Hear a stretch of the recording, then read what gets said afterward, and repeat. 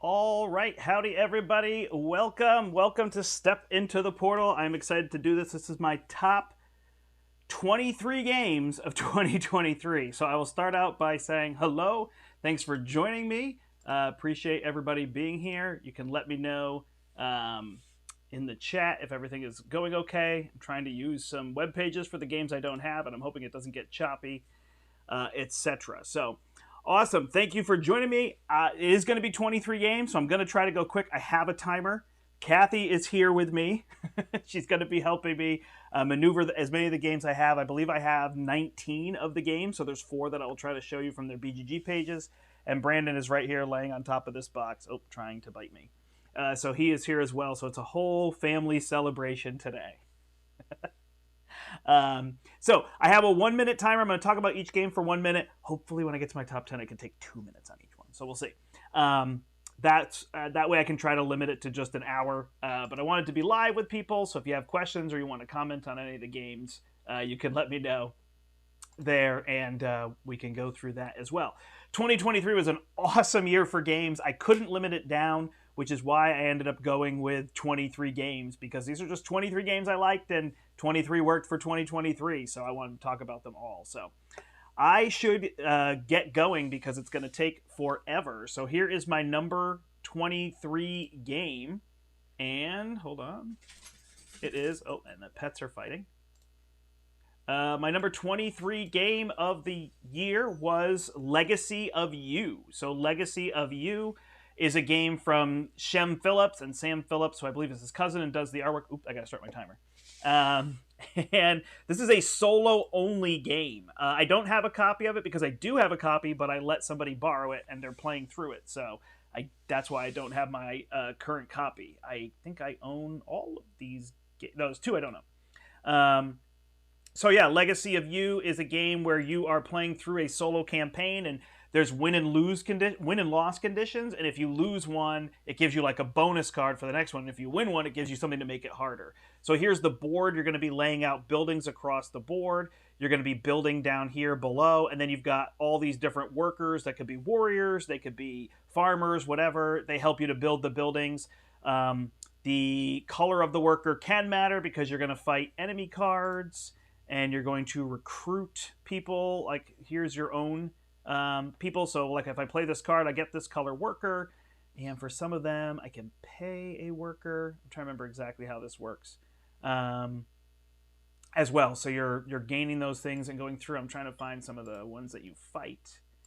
Yeah, you've got a little storybook here that you can read through, and various cards, and my timer's up already. But these are the campaign cards that show you. So that is Legacy of You. If you're into solo gaming and looking for a campaign, it's extremely streamlined. It's very fun. It's a neat game to play there as well. Sorry, I've got to get back to the other camera. All right. Next up is my number 22 game. This is a game called Star Wars, the deck building game. Sorry, there's a bit of glare on that. This is designed by Caleb Grace. I play a lot of Marvel Champions on the channel. And Caleb helps design Marvel Champions as well as this Star Wars deck building game. It basically, he wanted to make a game that, you know, parents could play with their kids, couples could play, really simple intro style, but give it that Star Wars feel. And I think that's the part that really surprises a lot of people when they play it, is it has a very heavy-handed Star Wars... Heavy-handed? It's probably a bad term. Heavy Star Wars feel to it.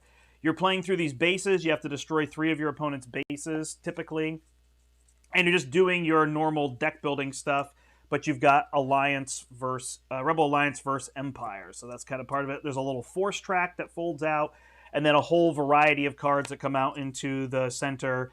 And what's really neat is, as you're fighting, sorry, that glare on those is annoying. As you're fighting and recruiting cards, you can also fight the cards in the center. So if I'm the Imperials, I can blow up this B-Wing so that my opponent can't get it. But it covers everything. It's got Krennic, it's got IG-88, Jabba the Hutt, Grand Moff Tarkin, all the big players are here in the game. So that is my number 22, Star Wars, the deck building game. It is awesome. In fact, when I open these games, I feel the joy, and I'm like, Kathy, do you want to play this with me?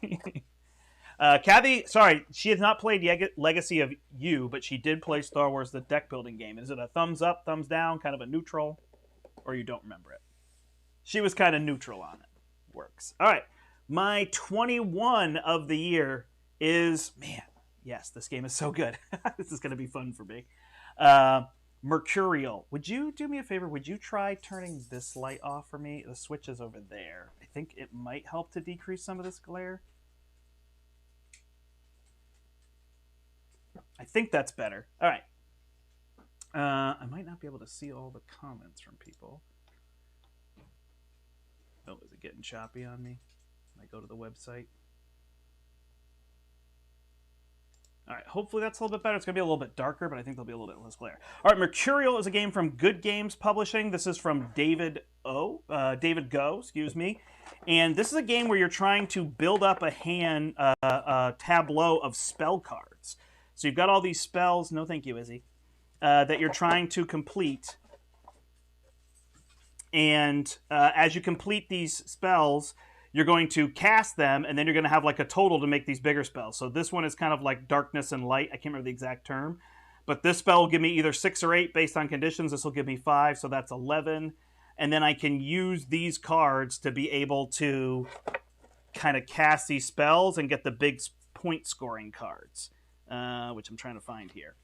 So these point scoring cards here are then going to give me points based on how much I had of each. You can also try to cast like a multi-spell where there's both, and you're using dice to determine your resources. You start with a variety of different abilities, and you can play with similar spellcasters. There's all these initiates, but there's also 4 different ones in the box that have different abilities and different number of things that they can play. So that is Mercurial from Good Games Publishing, my number 21. My number 20 game of the year is The Witcher, the Old World. This game is fantastic. I'm going to say that about every game because I'm excited about all of them. Oh no, it's super choppy, isn't it? It's happening because of the internet. All right, I'm going to try canceling this. Yeah, every time I try to use the internet for my web pages, it does not like that function. Give me a second, everybody. This should smooth it out. So I'm just going to have to talk about the games that I don't have instead of putting up the web page. I don't know why that happens. It's annoying, but we'll let it be for now. Hopefully that smooths out things. Error. All right, I'm going to keep going, and I'll check back on this in a second. Somebody can let me know. Yeah, whenever I use web pages, it just slows down massively. All right, The Witcher Old World is totally in my top games. I would not have known about this game or put on my radar if it wasn't for Brian DeCastro, who plays Marvel Champions with me on the channel, and he heralded this game for me and got me to play it. The game is fantastic. If you don't like The Witcher or know anything about The Witcher, I highly, highly recommend this game. In fact, this is one that I've wanted to get Kathy to play. She has not played. But it's really, really good. You've got this big map, and you're essentially doing deck building. Now, I only have the base game, so the reason that this is lower on my list is I don't have all the expansion stuff, which some people say is a must to play. But you're going to be gathering various cards. Yeah, these are your cards, and then they like chain off of each other. So you're playing a very like deck builder-like mechanism for combat and things. You've got nice miniatures in here, and then there's story cards for all the events you come across. You know, depending on your group, the story may become a little too much to read a story card every turn, but it definitely adds to the flavor of the game, and I enjoy it immensely. That is The Witcher Old World, and Kathy has not played that one yet, but that is one I really want to play with her. All right, I think it did smooth out, so I think we're doing better. Number 19. Okay, this is going to be, my next 2 games are going to be the biggest hidden gems of the year. And these games, I wish they were in my top 10 only so that people heard about them even more and got a chance to play them, because these games are fantastic. And they're just not going to get any say. So, Council of Shadows. The first thing I will warn you, the rulebook is absolutely terrible. So, I did a play on the channel. In fact, most of these games have a play on the channel. Oh, this is a tough game to show you. So I may not do that. I may just have to show you the box here. But this is a tableau building game. You are trying to ascend to different levels of technology, and when you like ascend past the 3rd level, you trigger the end of the game, and then it's all points. So you're doing all these things. You have like this track that you're trying to build up on, and each time you circle that track, you ascend is kind of the idea. And you're trying to do a certain number of those. So you can kind of do like the slow build-up engine and then try to take off and go really fast, or you can just gain points every turn and hope you're the person that controls all of that. Like I said, the rule book is really tough in this game, but if you check out the play on my channel, I think I did a good job explaining probably 98% of the rules. I might have gotten one wrong, or I think there was something on there that I might have got a little tricky. You've got asymmetric powers. You've got expansion things in this box. Phenomenal, phenomenal Euro game. Council of Shadows. People are just not going to hear about this game, but I highly, highly recommend you give it a try. You didn't play that, right, Kath? No. All right. Next up is Rebuilding Seattle. This is my other big hit of the year. I think I got a copy of this in like early January, and so this has been for a while, but this is a fantastic game from WizKids. This is all about rebuilding Seattle after the fire, flood. I can't remember which one it was that happened to Seattle in the late 1800s. And it's a tile laying game. So it's a tile laying game where you're going to have these little boards and then you're going to get all these little tiny tiles. I shouldn't be opening these boxes because there's not much to show.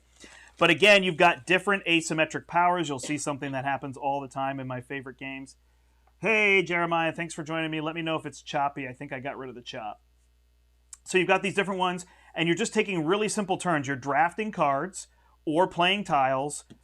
Or you can do one special ability. You have these laws, and each faction has different special abilities. They're kind of like town sectors, if you will, sections of town.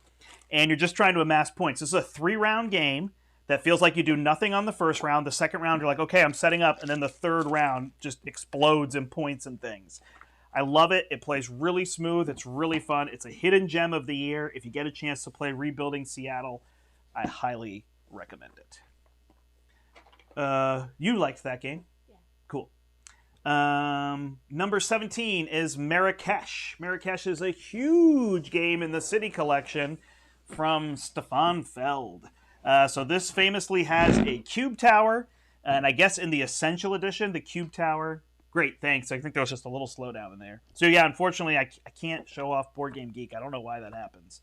But so it has this cube tower...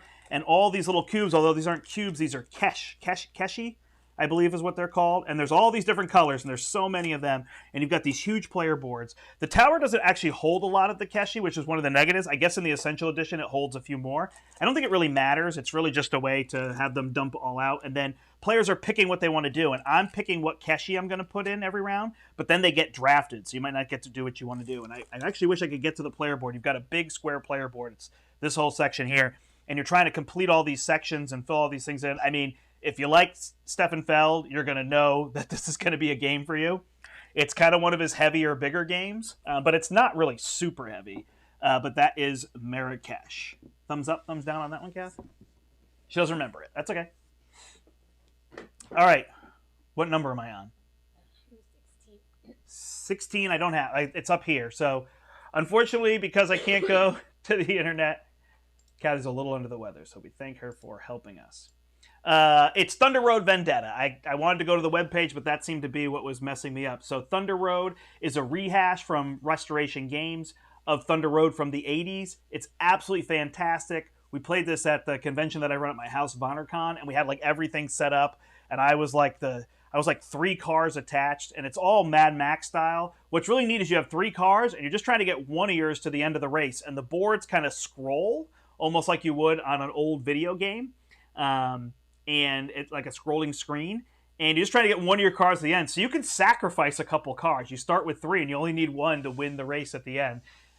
Really, really fun game. Thunder Road Vendetta. I'm not going to talk about it a lot because I don't have any images of it. All right. My number 15 is Lunar Rush. Yeah, this is kind of another unknown game. Eric, my better half is right here. She's helping me with the handing of the games and the mixing up of the games. Did you play Thunder Road? You didn't play Thunder Road Vendetta or Lunar Rush. Oh, you did play Lunar Rush. Yeah, so this is a game from Stephen Skippy Brown. It's published by Dead Alive Games, and it is a really, really smooth Euro game. You are trying to move things up to the moon, and the bigger payload you take, the longer it takes you to get to the moon. I really shouldn't be doing this. I have 1 minute to talk about the game. It's always tough because the board's in the bottom. But then when you get there, you have your own tableau that you're working on. So you're building up all these buildings, which there's 3 ranks, so there's cards that go over these. And then you've got your resources up here as well as like a set of resources you're holding.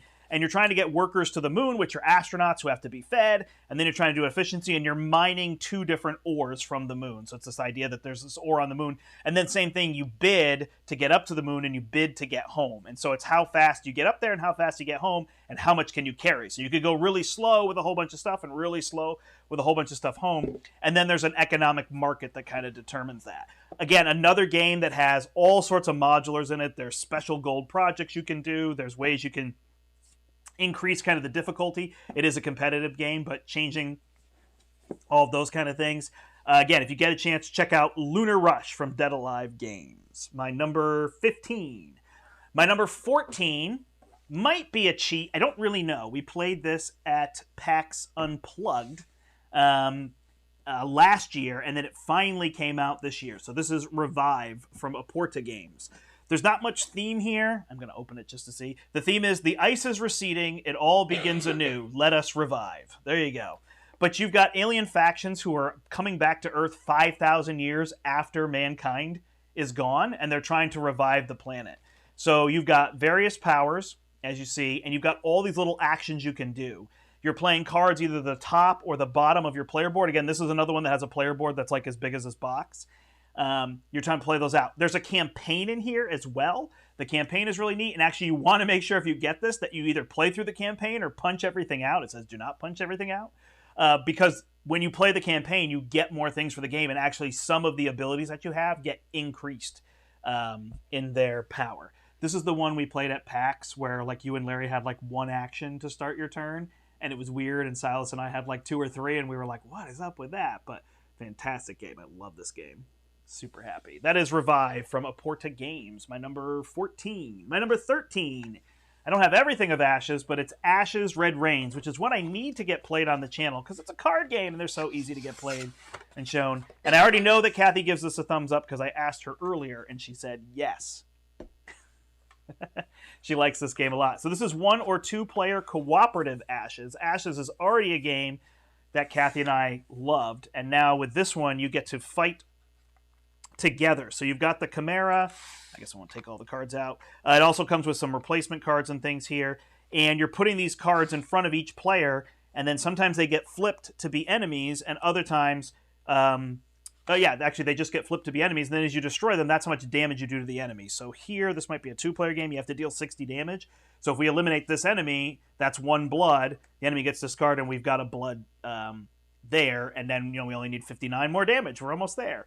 But it's really smooth. All the enemy does is roll a die on their turn, and then you just trigger the effect of one of these cards. And the only change you have to play compared to regular Ashes, you're still doing the single actions, is you have to line up your allies and summons left to right, so they can get attacked on the left end or the right end. Ooh, I still had more time. But we'll use it for other things. So that is Ashes Red Rains. If you're into card games, especially competitive card games, I highly recommend Ashes. It's fantastic. It is single action. You only get a single action on your turn. You play rounds. And if you really like PvE, if you like playing cooperatively or solo, this is a fantastic way to do that. We're not going to do that one. And great art. Yes, Kathy says the art is fantastic. It is true. All right, here's kind of the crazy choice, I think. This is Star Wars Rivals. This is from Funko. And this is a 2-player battling game. It's like an area, like a really, really light area control game. It's the best way I can describe this. So you can think of something like Marvel Snap if you've played that app. You ever play this with me? Oh man, this game is so fun and so fast. It's like 15 minutes. So you have all these little miniatures and they're going to go out on the board, and then you've got cards. I've got all the cards in these little boxes. And you're going to have 3 locations out, and you're going to then assign your characters to those locations. You'll have 3 characters, so you can either draft or you can pick. I guess Boba Fett would not be on a team with Yoda, but whatever. And then you're going to assign your characters out to the different locations, and they have power, and then everybody gets to play a single card face down to try to like mess with what's going on. A die will get rolled that tells you which of those 3 is actually going to be competed for, and then whoever has more control will win the location. And you go through like a whole location deck, which I think is like 10 locations, and the game is over. It's fantastic. The powers are really cool. It does feel a little bit like certain of the heroes are just way better than the other ones, but I mean, that's what happens in these games that have a lot of collectability and that kind of thing, so it's normal. But that is Star Wars Rivals, which was really hard to find this year. In fact, I found this in Ohio when we were driving out to Gen Con, is how I managed to get a copy of Star Wars Rivals. My number 12, my number 11. Oh, we're just getting to the cream of the crop now. Barcelona. This is the worst, right? 11 is the toughest spot because it's like, this game is so good.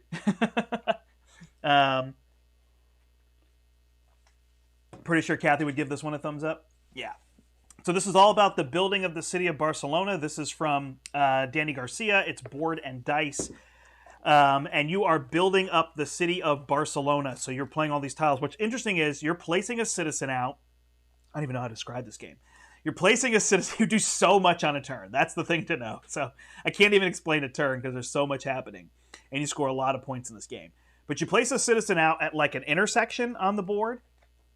And then you have to place a building if you can. You have to build a building. So the city is trying to build itself up, and it's building all these streets. When you place at the intersection, you get an action from the top and an action from the right-hand side. So you get to do those two actions. So you do them in whatever order you want.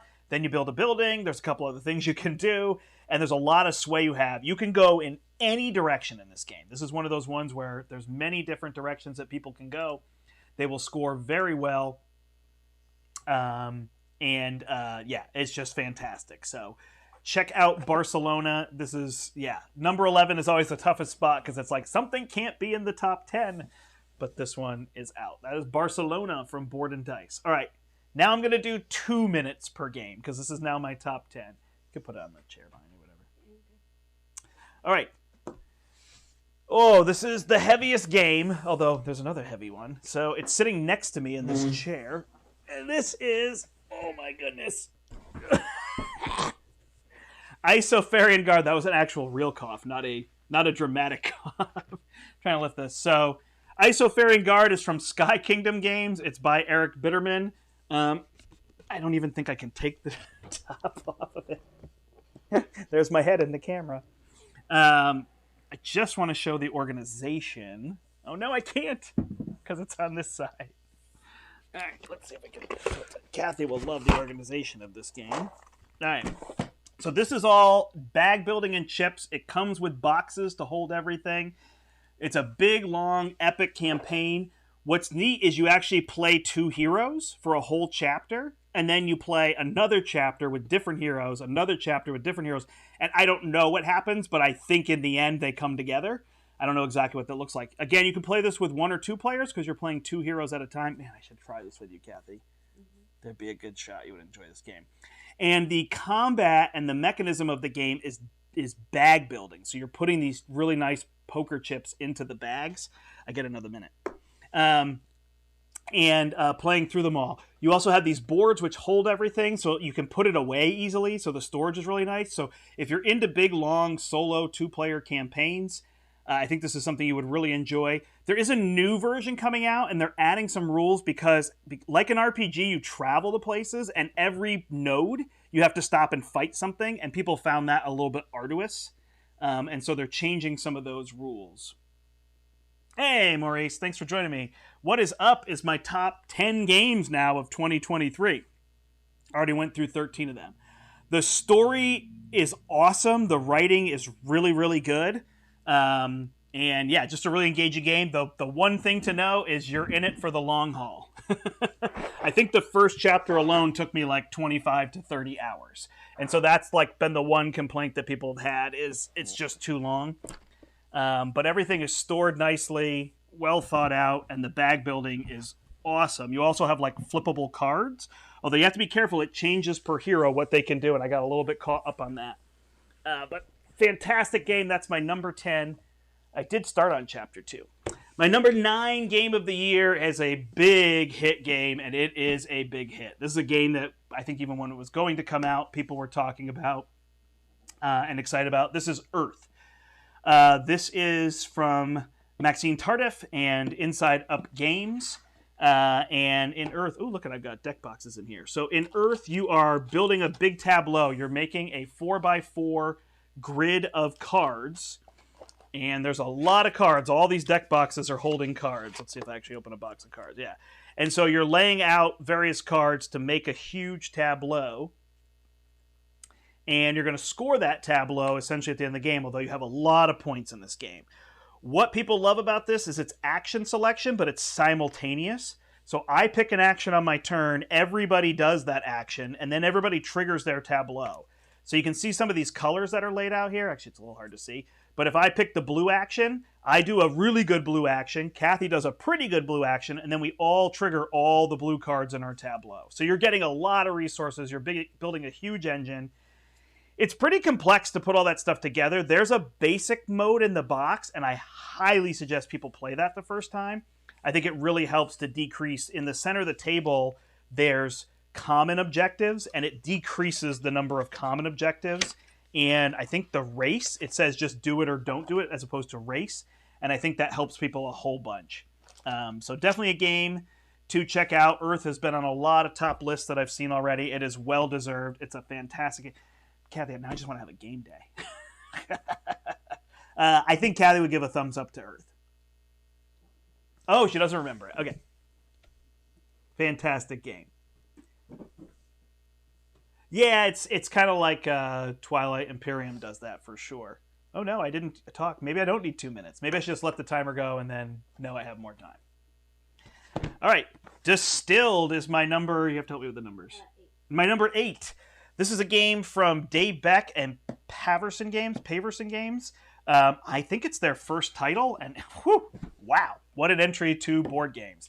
This game is awesome. Do you remember this one, Kath, where we're making beer? Sorry, we're not making beer. We are specifically distilling spirits. So I don't know if that's the opposite of beer, but different. So everybody gets a player board, and yeah, everything that's in here. Actually, this game is worth showing you the layout, and it's essentially a card game. So you're drafting all these cards to put various sugars. I think they boil it down to beer. Why do I keep saying beer? To grain, fruit, and what is the third one?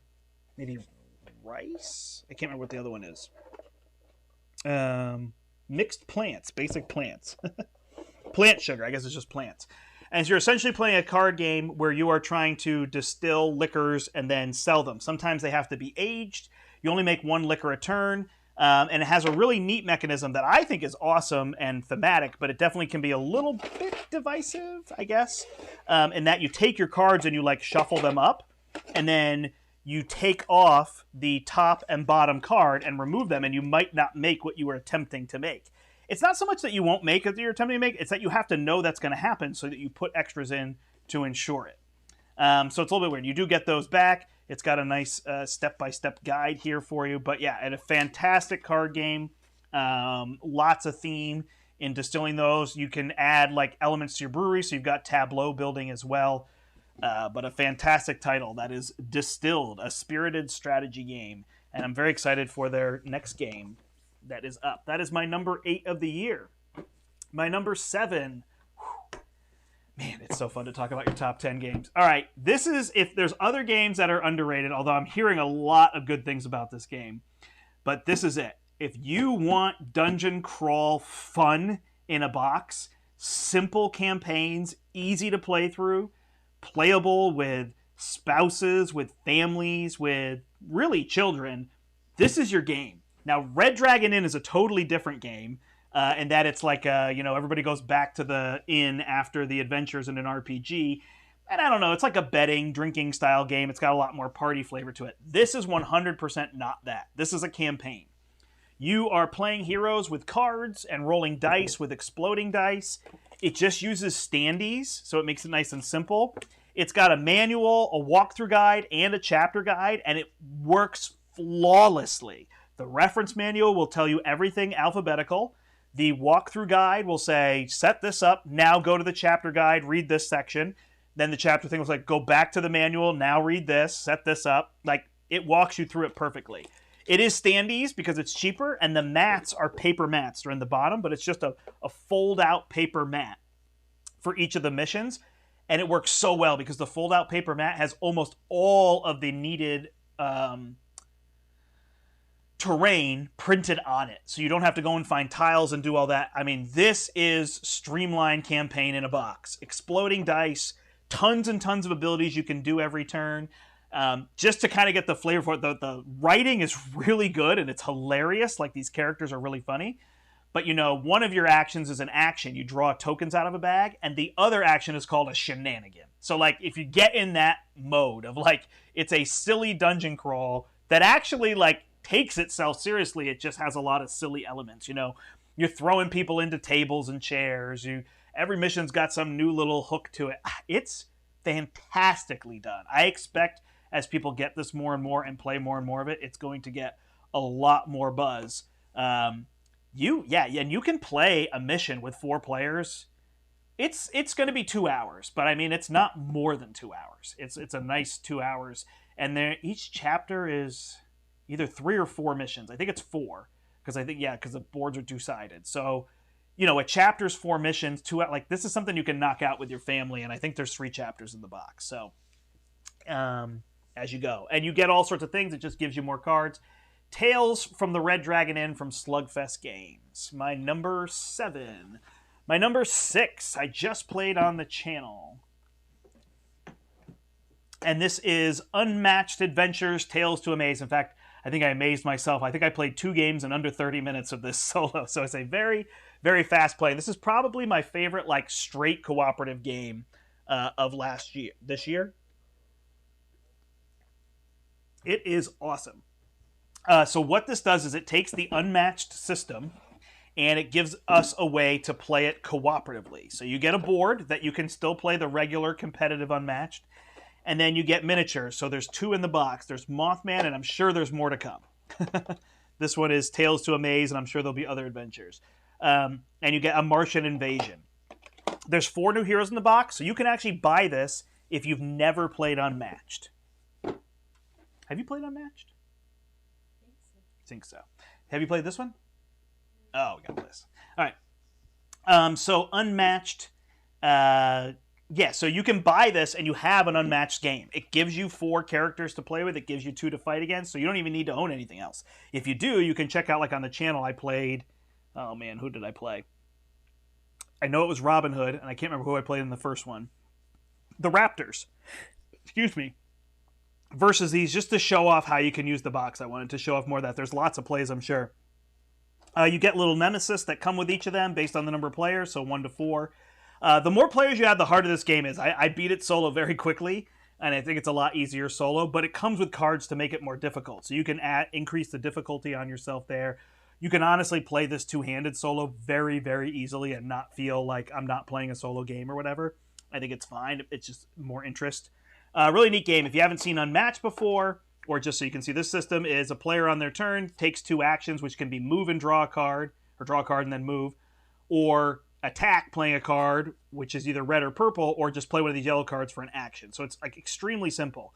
When I attack, I play this card. It's a 5. The enemy will then flip their card, and they defend for 3. So the differential is 2 damage. I deal 2, and then there's text on all the cards.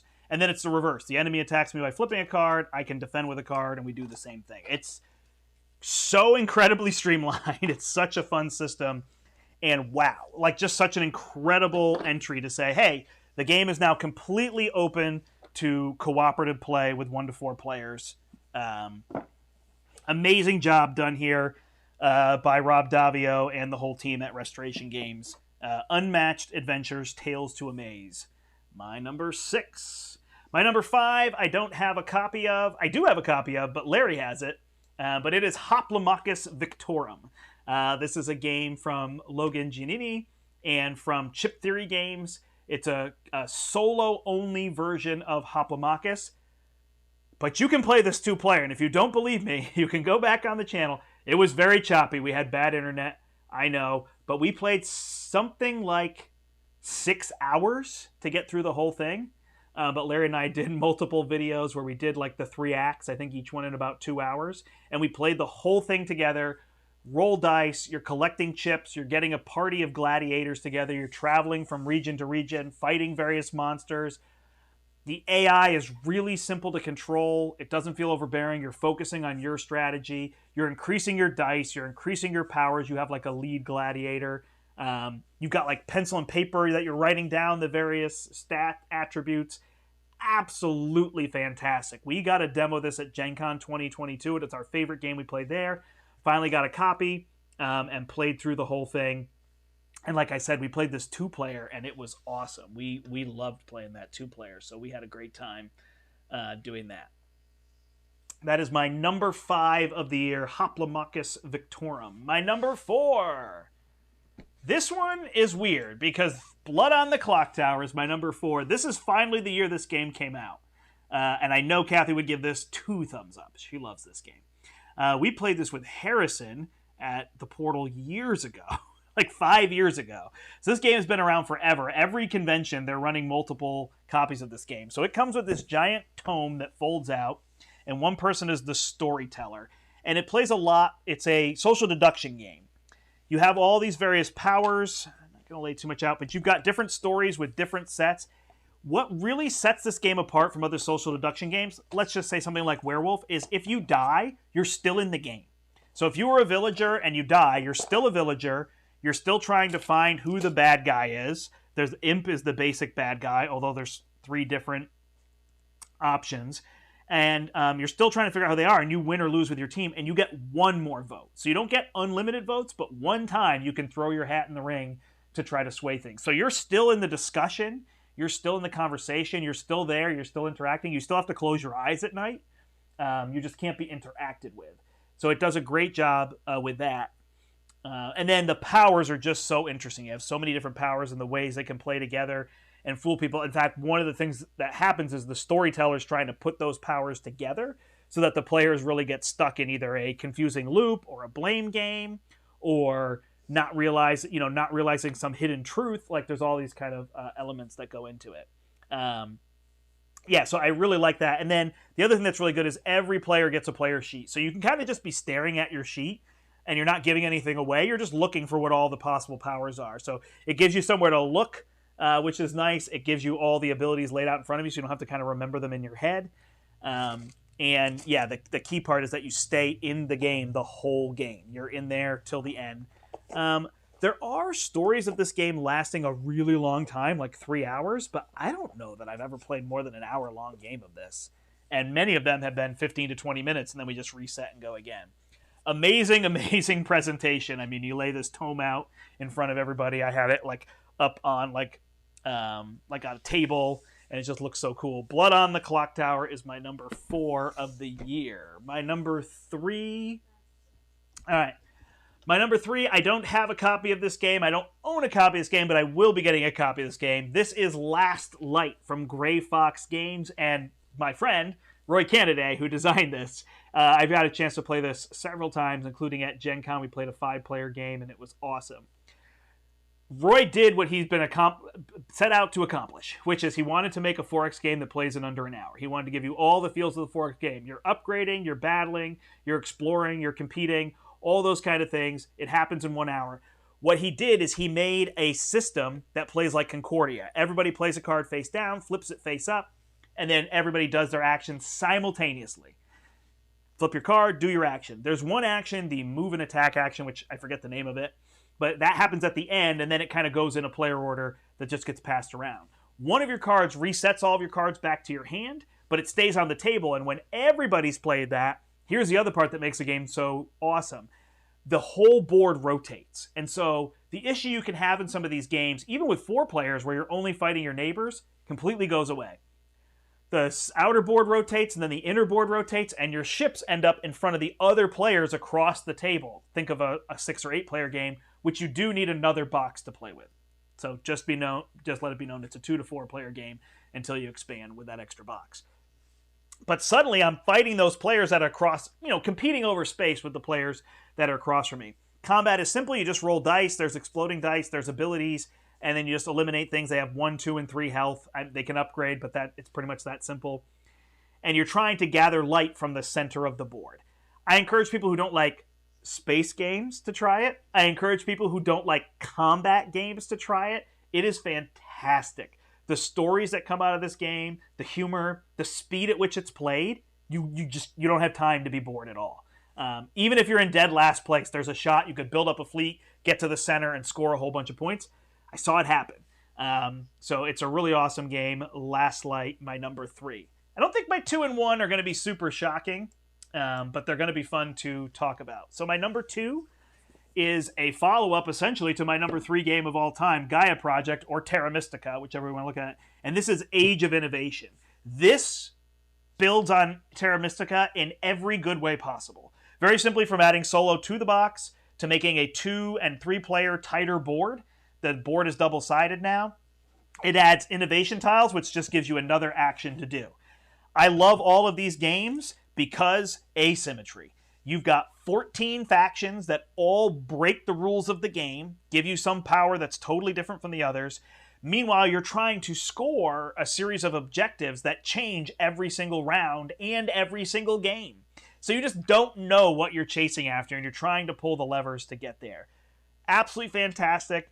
Probably one of the things I'm most excited for is I generally like Gaia Project better than Terra Mystica, but Kathy is a huge fantasy fan, and now we have a better version of Terra Mystica that plays properly with 2 players, and I'm very excited because I can play this game with Kathy, which is one of my favorite games of all time. Age of Innovation. It's fantastic. If you like Gaia Project and you like Terra Mystica, it's a no-brainer. If you haven't played either, you can totally jump in here. You're playing a heavy game, but you walk your way through it. It's not anything too hard to learn, but it's really, really good. Yeah, it just slots in. I don't know. I still think I like Gaia Project a little bit better because I love the tech tracks that are there, but I'm so happy to have this version that I can play with Kathy. So that is my number 2 game of the year. And my number 1 game of the year, I know, is also Kathy's number 1 game of the year. And probably doesn't shock anybody. And the box is going to be upside down. But it is Frosthaven from Cephalo Fair. I don't know. I guess you can see it here. So this is how we keep our game stored. I've got the top half here and the bottom half over here. And we keep it almost open at all times. I guess I won't lift up the bottom half. But Frosthaven is a follow-up to Gloomhaven, and similar to what I just said on the other one, it's just an improvement in every way. The rulebook, the tutorial, the way to get in. I still would tell people that Jaws of the Lion is the place you want to go if you're trying to start out. That's the first place to begin, because that will walk you through everything, and you don't retire characters, and you play through, a much shorter story. But Frosthaven is so good. It adds a whole city building element, which sometimes can be a little bit of a letdown. Like, there's a lot of things to iterate through and not a lot happening. The attacking your city is very thematic. It's not our favorite part if there's one little piece that we haven't enjoyed. But we've gotten to build up our city. I guess there's stickers, and I should not have stuff like this out for spoiling people. I don't think it's too visible there. But the rules have been streamlined. The game has been streamlined. It's just a fantastic experience. I do think if you played Jaws of the Lion and you enjoyed it and you're trying to decide between Gloomhaven and Frosthaven, I would recommend Frosthaven. I think it's the better place to go, given that you're probably not going to play a 75 campaign mission campaign and then play another 75. Like, if you're playing it solo, then I think you could go through an order. But, Kathy, do you feel like there's a lot missing from the story if you haven't played Gloomhaven? There's not a lot of reference of characters. There's just reference between the towns. These characters are coming from there. But you would say this is your favorite game from this year, right? Yeah. I highly suggest, we love playing it with 2. Not that I wouldn't play with more, but the idea of playing with 2 is that you have one other person, preferably if they live with you, and you could just get through the game at your own time. Like, you can see ours is here, and then all I have to do is just pull the stuff out of the box and go. It's got a decent amount of setup time, but man, we just enjoy it so much. We're so excited to retire our characters, figure out how to play our characters. These ones have been a couple that have been a little trickier for us, especially in 2-player, but even some of that feels a lot more balanced at times. Just a fantastic game. Some people say it kind of just, the problem they have with Gloomhaven or Frosthaven is they feel like they're just playing another combat and then another combat and another combat, and it gets kind of grindy, but I don't find that. I find all the stuff with leveling. Now I've got a new card to play. I've got new characters. I don't know, maybe it's the speed at which we're like leveling and playing. Also, our missions run, I'd say 90 minutes is the longest we ever play, and we're usually right around 60. With Gloomhaven, we used to be a little faster. We play in 45. We're probably 60. Plus, it does take 20 minutes to do that city building phase, so that does kind of slow the game down in terms of that. But that is that. So awesome. That is my top games of 2023. There are, as always, games that I haven't played. I see here Eric referencing Scholars of the South Tigris and Nucleum, which I would love to play. He also said Marvel Zombies, which Spartan, who's in the chat, I just played Marvel Zombies with him the other day. I had played the Heroes Resistance, but now I got to play the one where you're actual zombies. And Rocket had to kill Groot. But that's just how it goes. But yeah, great thematic game there. Fun strategy / dice rolling game. Zombicide is way better than I think I ever gave it credit.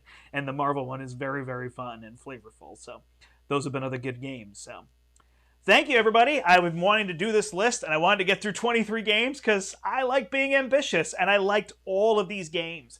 Hopefully there isn't one I missed. I may have missed one, but you can let me know in the comments below if there's a game that you really enjoyed this year. If it's one of the ones I talked about, great, or one I didn't. If you have any questions about any of the games, you can put those in the comments as well, or just give it a thumbs up. Subscribe to the channel if you haven't seen it before. And I thank everybody for watching. I think I have to go get ready for Christmas now. So thank you again to Kathy for helping me with all the games because I had to move all these boxes around as well. So that is it for us, everybody. Merry Christmas, Happy Holidays, Happy New Year. I'm the Brandt, and until next time, I hope you step into the portal. Bye now.